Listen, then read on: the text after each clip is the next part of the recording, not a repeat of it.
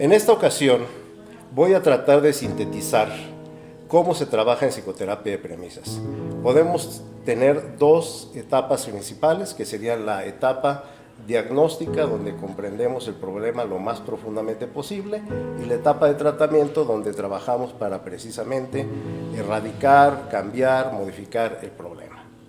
En la etapa diagnóstica, la mayor parte de las personas llega presentando una queja o un síntoma, y en primera instancia pues se escucha atentamente al paciente para tratar de entenderlo, se hacen las preguntas necesarias para que se explaye de la mejor manera, y en este ambiente facilitativo el paciente pueda expresar lo que le aqueja, lo que le hace sentir mal, e incluso por qué cree que está teniendo este problema.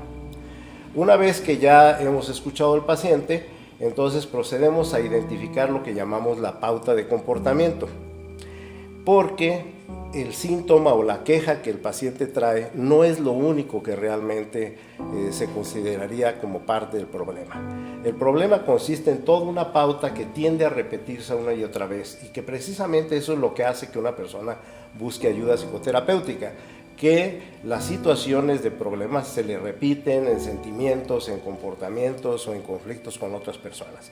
Y entonces vamos a identificar la pauta de comportamiento, y esta pauta consiste, además del síntoma o la queja del paciente, en una serie de comportamientos que ocurren antes de esta manifestación, de este episodio que aqueja al paciente, y después, de tal manera que vamos a encontrar una circularidad en donde se van enlazando una serie de comportamientos, actitudes del paciente alrededor de su síntoma o queja, y encontramos cómo esta situación vuelve a repetirse, a veces en cortos tiempos o a veces en largos tiempos.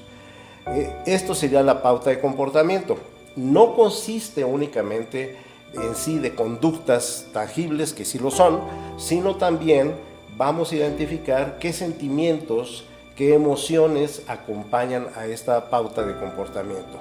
Inclusive el paciente puede percatarse de algunos pensamientos que le ocurren cuando se presenta el episodio.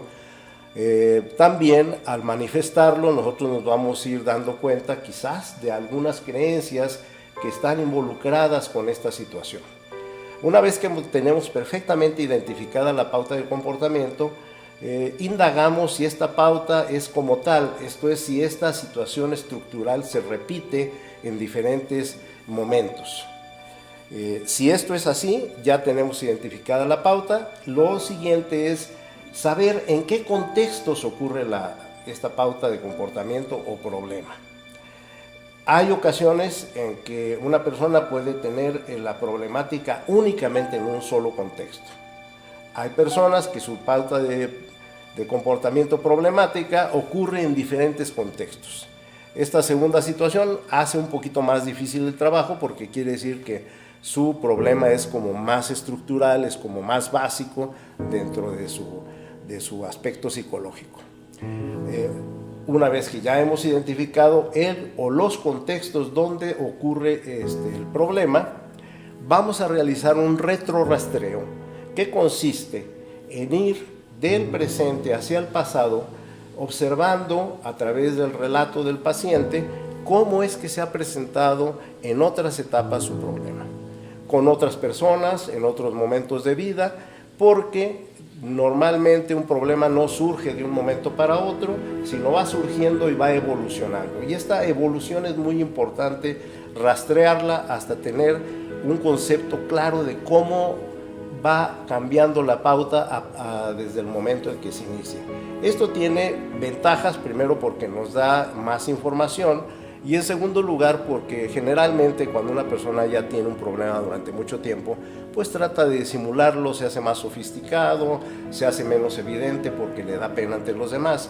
Sin embargo, cuando la pauta se inició, normalmente es más burda, es más evidente, y entonces también nos hace captar mayor información.